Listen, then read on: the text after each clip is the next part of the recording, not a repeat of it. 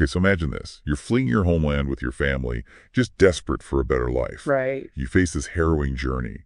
There's a blizzard raging around you. Yeah. And tragically, it ends in death for your whole family. Wow. That's the gut-wrenching story that we're diving into today. Okay. Back in January 2022, a family of 4 Indian migrants were found frozen to death near the U.S.-Canada border. Right. It's a chilling reminder of the human cost of smuggling. Yeah, absolutely. 2 men, Harshkumar Patel, also known as Dirty Harry, and Steve Shand, were convicted for their roles in this operation. Mm-hmm. So our deep dive today asks a crucial question. Okay. Could this tragedy have been prevented? That's a big one. To answer that, we need to understand not just what happened, Yeah. but why. Of course. Let's start with the Patel family. Okay. Jagdish Vaishalavan, 11-year-old Vihangi, and 3-year-old Dharmik. Mm-hmm. What do we know about their lives in India? Right. And what might have driven them to such a desperate measure? Well, while we don't have their full story, we can look at the broader context. Okay. India at the time was grappling with some significant economic disparities. Mm-hmm. You have this rising middle class, Yeah. but also widespread poverty, particularly in rural areas. Yeah, for sure. So for the Patel family, the push factors Yeah. could have been lack of economic opportunities, Okay. limited access to quality education, maybe even healthcare. Yeah. Essentially a system that made it really difficult to build a secure future. Right, so the push was strong. Yeah. But what about the pull? Okay. What made the U.S. seem like the answer to their prayers? That's where the pull factors come in. Yeah.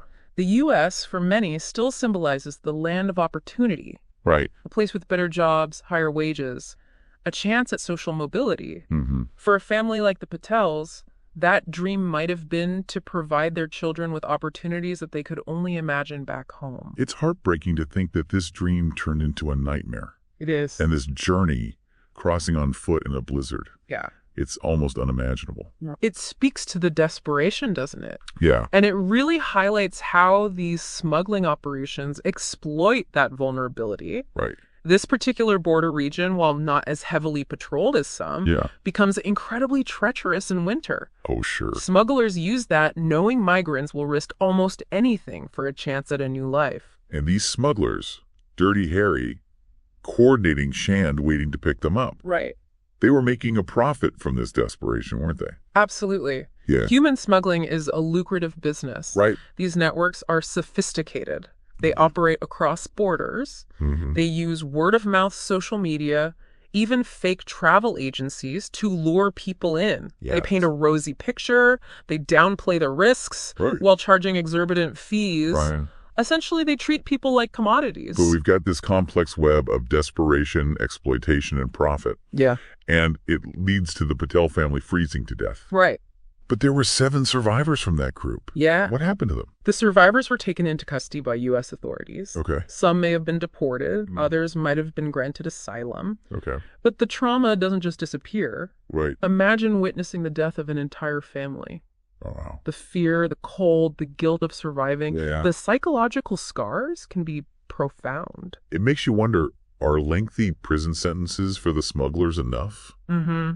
Does it really address the root of the problem? It's a complex issue. Right. Convictions send a message. Yeah. But as you said, they don't solve the underlying problems that drive people to migrate in the first place. Right. That requires a multifaceted approach, Sure. addressing poverty and inequality in sorting countries, Mm-hmm. creating safer legal pathways for migration, Right. and disrupting the financial incentives that make smuggling so profitable. And of course, providing support for survivors. Yeah. Are there resources available to help them cope with the trauma and rebuild their lives? Yes.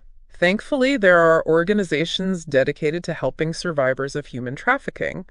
They offer counseling, legal aid, job training, even housing assistance. Wow. But it's a long road to recovery, Yeah. and many fall through the cracks. This case really makes you think, doesn't it? It does. The Patel family's story, while tragic, is just one of countless others. Yeah. It forces us to confront the human cost of smuggling, the desperation fueling it, Right. and the systems that perpetuate it. Yeah. So, could this tragedy have been prevented? Hmm. Perhaps if those systemic issues were addressed. Right. But that requires a global effort, It does. and it starts with awareness. Absolutely. If you're listening and feeling overwhelmed, Yeah. remember, change starts with understanding. Mm-hmm. I encourage you to learn more about the organizations working to combat human smuggling and support survivors. That's a good idea. Maybe you can volunteer your time or donate to their cause, because even small actions can make a difference in preventing future tragedies and creating a more just world. Couldn't agree more. Well, that's all the time we have for our deep dive today. Okay. Be sure to check back in next week for another deep dive. Sounds good. Until then, stay informed and stay engaged. See you. Bye.